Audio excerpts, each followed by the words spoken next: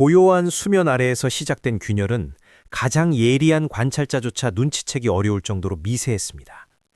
베이징의 첨단 산업단지, 한때 중국의 심장이라 불리며 막대한 자본과 인력이 몰려들던 반도체 클러스터에는 이제 서늘한 기운이 감돌고 있습니다.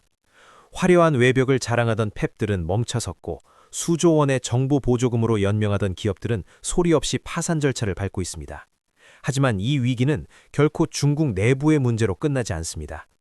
도쿄의 집무실에서 내려진 일본 정부의 신중하면서도 날카로운 수출 규제 결정이 유럽의 심장부인 베를린과 파리까지 뒤흔들고 있기 때문입니다. 첨단 노광 장비와 핵심 소재의 공급망이 끊기자 유럽의 자동차 산업과 가전시장은 즉각적인 비상사태에 돌입했습니다. 우리는 지금 단순한 기술 패권 전쟁을 넘어선 거대한 경제적 지각 변동의 초입에 서 있습니다. 중국의 반도체 굴기가 붕괴 직전에 몰렸다는 신호는 도처에서 발견됩니다. 기업들의 부도 위험을 나타내는 CDS 프리미엄은 연일 최고치를 경신하고 있으며 시장의 유동성은 마치 썰물처럼 빠져나가고 있습니다. 과거 우리가 목격했던 1997년 IMF 외환 위기의 악몽이나 하이퍼인플레이션으로 무너진 아르헨티나와 베네수엘라의 사례가 이제는 첨단 산업의 중심지에서 재현될 조짐을 보이고 있습니다. 자본의 논리는 냉혹합니다. 수익이 나지 않고 미래가 불투명한 곳에 머물러 있을 자본은 어디에도 없습니다. 일본의 움직임은 이 거대한 폭풍의 도화선이 되었습니다. 과거 잃어버린 30년을 겪으며 내실을 다져온 일본은 이제 반도체 소재와 부품, 장비라는 강력한 무기를 앞세워 글로벌 공급망의 판도를 재편하고 있습니다. 일본이 전략적 자산의 수출을 통제하자 중국에 의존하던 유럽의 거대 제조기업들은 생산 라인을 멈춰 세울 수밖에 없게 되었습니다. 이는 단순히 물건을 못 만드는 수준을 넘어 국가의 신용도와 통화 가치, 그리고 서민들의 장바구니 물가에까지 직접적인 타격을 주는 경제적 재앙으로 번지고 있습니다. 오늘 우리는 이 차가운 경제적 진실을 마주하려 합니다. 중국의 반도체 산업이 왜 붕괴의 문턱에 서게 되었는지, 그리고 일본의 결정이 어떻게 대륙을 넘어 전 세계 경제의 질서를 파괴하고 있는지 분석해야 합니다. 무엇보다 이 거대한 흐름 속에서 한국 경제는 어떤 위치에 있는지, 그리고 평범한 개인인 우리는 무엇을 준비해야 하는지에 대한 답을 찾아야 할 때입니다. 위기는 언제나 가장 약한 고리부터 끊어내며 다가옵니다. 지금부터 시작될 이야기는 단순한 산업보고서가 아니라 우리 모두의 생존이 걸린 긴박한 경제적 실황 기록입니다. 위기의 징후는 지표에서부터 선명하게 드러나기 시작했습니다. 중국의 반도체 굴기를 상징하던 거대 기업들의 재무제표는 이미 회생 불가능한 수준의 경고등을 켜고 있습니다. 기업의 파산 위험을 나타내는 신용부도수와 프리미엄은 불과 몇 달 사이에 수백 bp 급등하며 시장의 공포를 여과 없이 반영하고 있습니다. 이는 2000년대 초반 아르헨티나가 겪었던 국가 부도 사태 직전의 기시감을 불러일으킵니다. 정부가 쏟아부은 수조 위안의 보조금은 눈에 보이는 성과 대신 좀비 기업들만을 양산했고, 시중에 풀린 막대한 유동성은 기술 개발이 아닌 부동산 거품과 방만한 경영으로 흘러들어갔습니다. 이제 그 거품이 터지기 시작한 것입니다. 더욱 심각한 것은 외환 시장의 요동입니다. 반도체 장비 수입을 위해 필수적인 달러 유동성이 고갈되면서 위안화 가치는 연일 최저치를 경신하고 있습니다. 환율의 급격한 상승은 수입 물가를 자극하고, 이는 다시 제조 원가 상승으로 이어지는 악순환의 고리를 형성했습니다. 과거 터키와 그리스가 겪었던 급격한 자본 유출과 통화가치 폭락의 전조 증상이 세계 2위의 경제대국인 중국 내수 시장에서 감지되고 있는 것입니다. 특히 반도체 산업은 막대한 자본 투자가 지속적으로 이루어져야 하는 장치 산업인데, 자금줄이 막힌 기업들은 설비 유지 보수조차 하지 못하는 처지에 놓였습니다.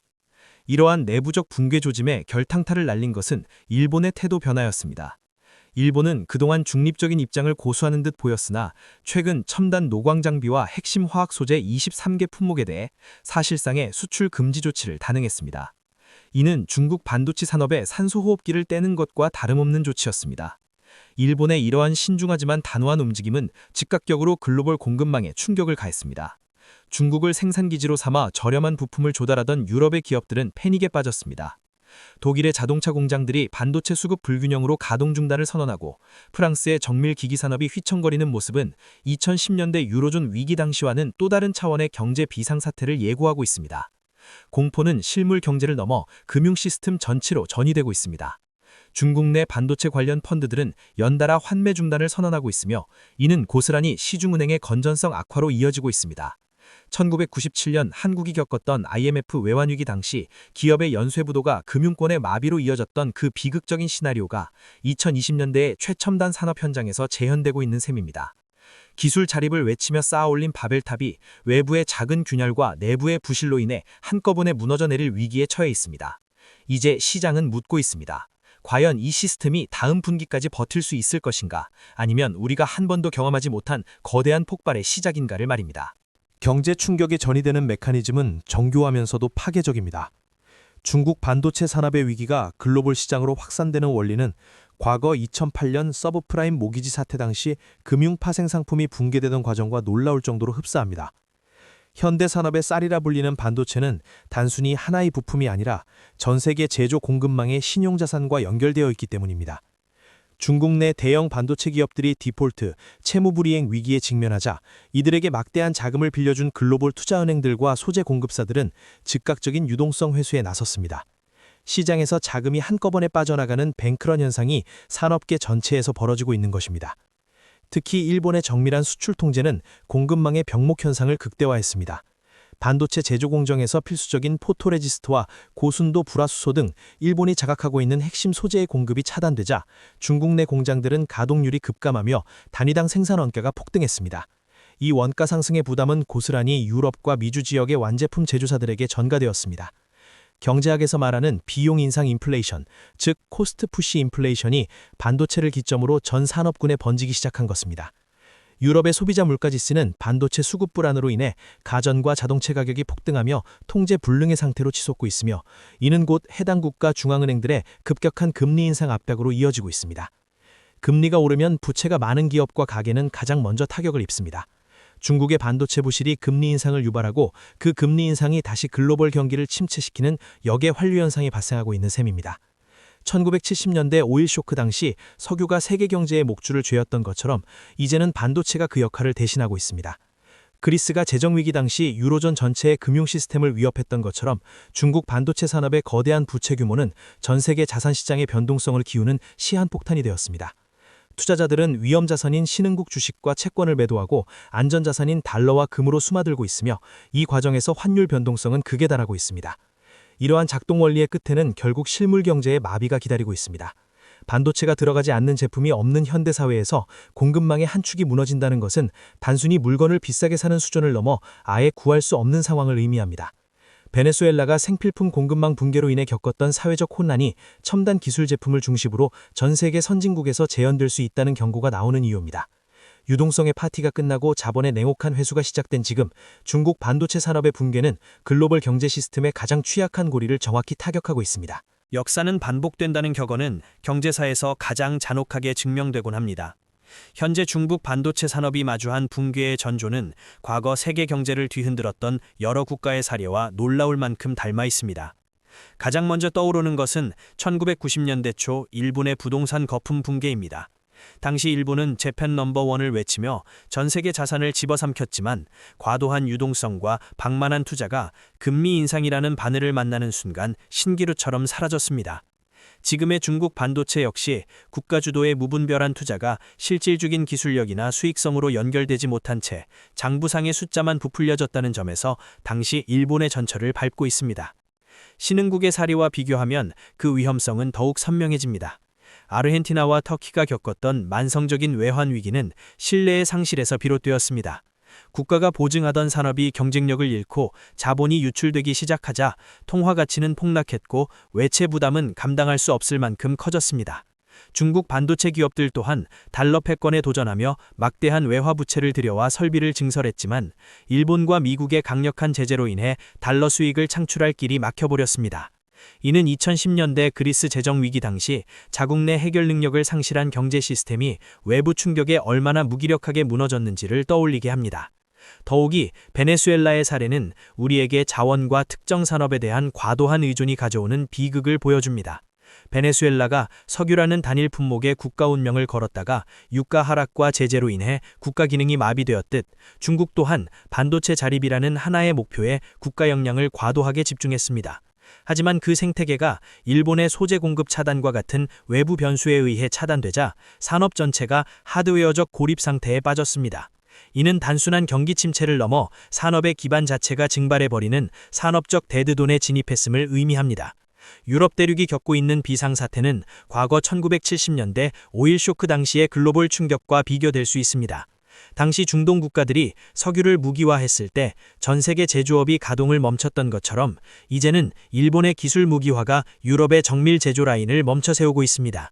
차이점이 있다면 과거의 위기는 에너지라는 원자재의 문제였지만 지금의 위기는 현대 문명의 두뇌에 해당하는 반도체라는 고도의 지적 자산에서 발생했다는 점입니다.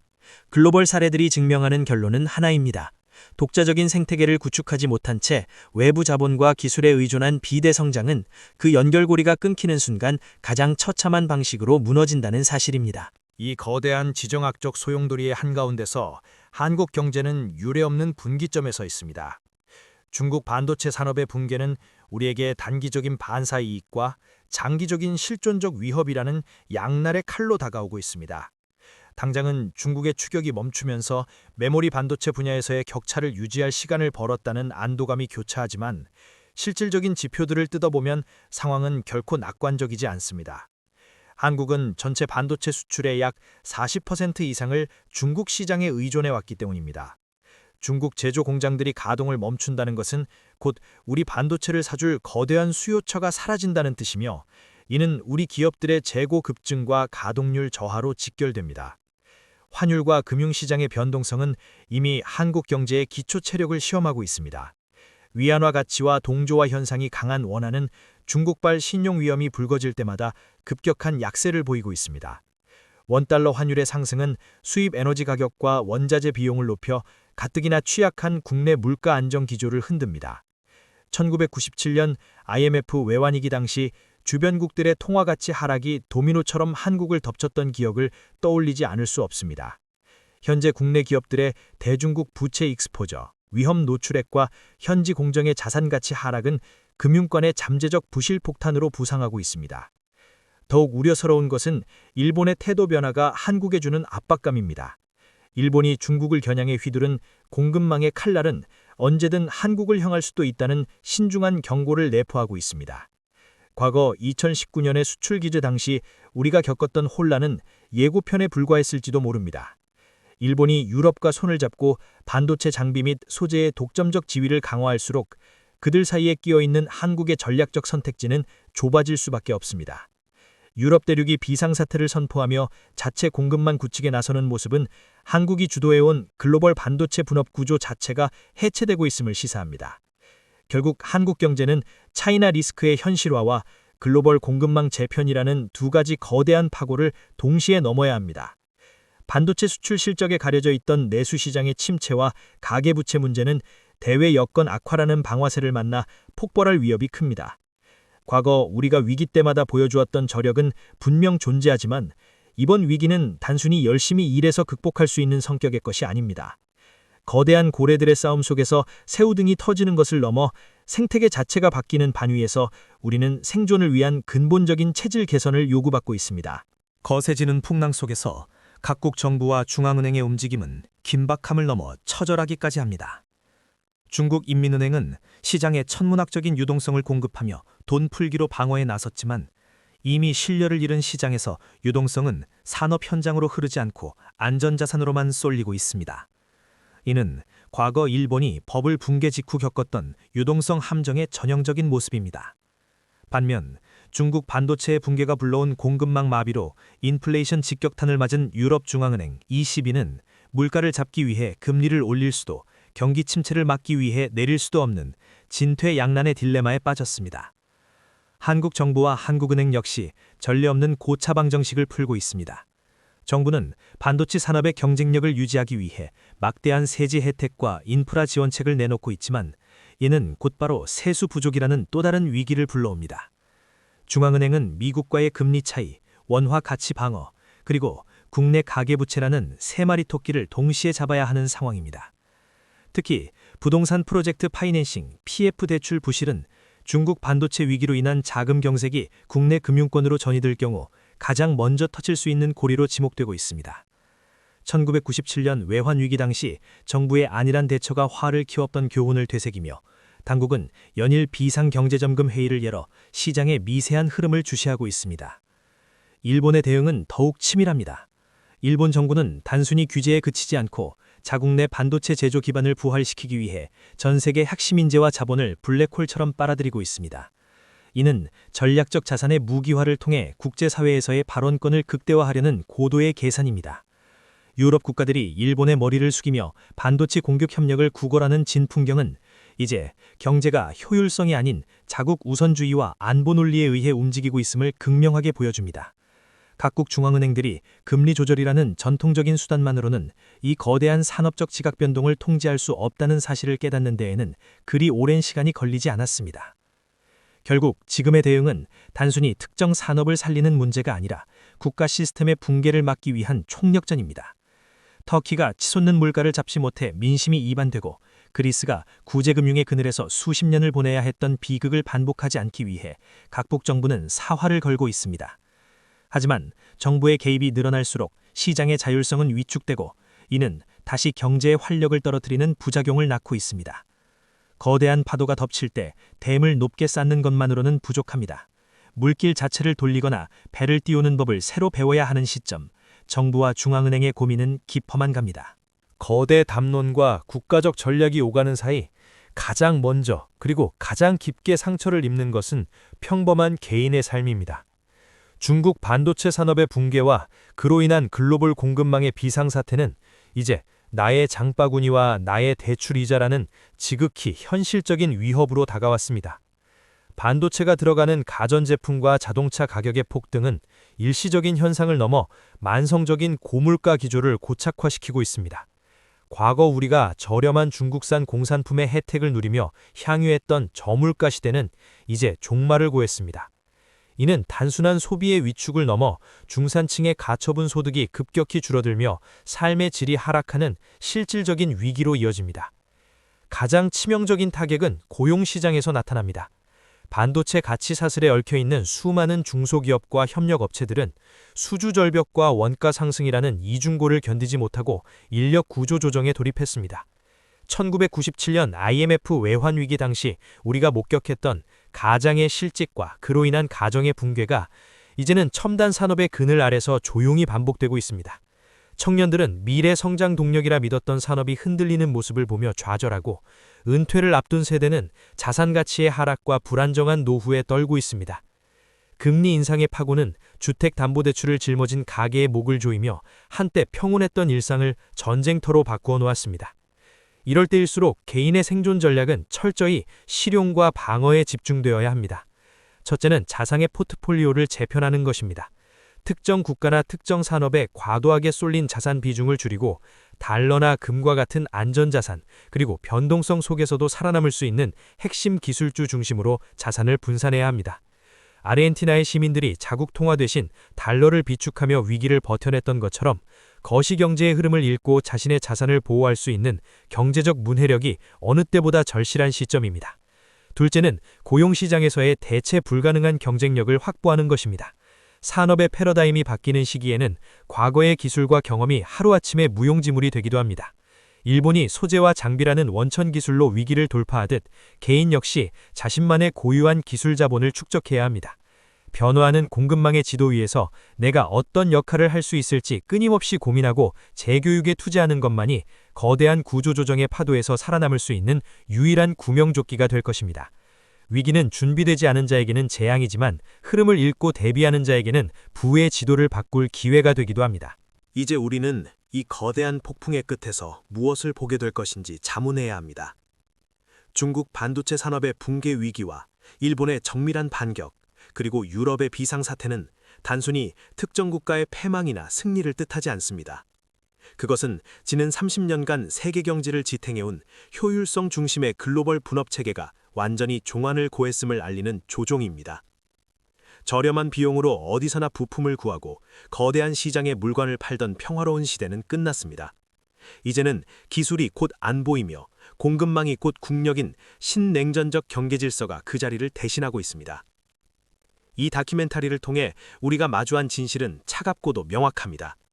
1997년의 한국, 2010년대의 그리스, 그리고 오늘의 베네수엘라가 우리에게 준 교훈은 하나입니다. 펀더멘털이 결여된 성장은 외부의 작은 충격에도 모래성처럼 허물어진다는 사실입니다. 중국의 반도체 굴기는 자본의 힘으로 기술의 문턱을 넘으려 했지만 기초 소재와 장비라는 원천 기술을 쥔 국가들의 연합전선 앞에서 그 한계를 드러냈습니다. 이는 우리에게도 시사하는 바가 큽니다. 한국 반도체가 지금의 위기를 기회로 바꾸기 위해서는 단순한 제조 강국을 넘어 누구도 대체할 수 없는 기술적 해자를 구축하는 데 사활을 걸어야 합니다. 시청자 여러분, 경제는 숫자로 기록되지만 그 고통은 사람의 삶으로 나타납니다. 환율이 오르고 주가가 떨어지는 차트 이면에는 내일의 일자리를 걱정하고 가족의 식탁을 고민하는 수많은 이들의 한숨이 섞여 있습니다. 하지만 위기의 한가운데서도 길을 찾는 이들은 언제나 존재했습니다. 일본이 침묵의 시간 동안 기술의 칼날을 갈아 오늘날 공급망의 지배자로 우뚝 섰듯 우리 역시 지금의 혼란을 체질 개선의 동력으로 삼아야 합니다.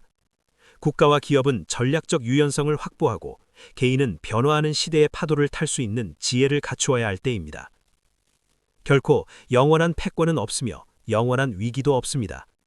중국 반도체 산업의 붕괴 직전 상황과 유럽의 비상사태는 우리에게 익숙한 것들과 작별하고 새로운 생존 방식을 학습하라고 재촉하고 있습니다. 거대한 지각 변동은 지표상의 위험인 동시에 낡은 질서가 무너진 자리에 새로운 기회의 싹이 돋아나는 과정이기도 합니다.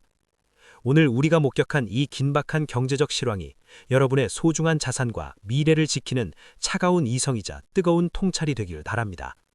거센 파도가 지나간 뒤 그 바다 위에 떠 있는 것은 결국 끝까지 본질에 집중하며 대비해온 이들일 것입니다.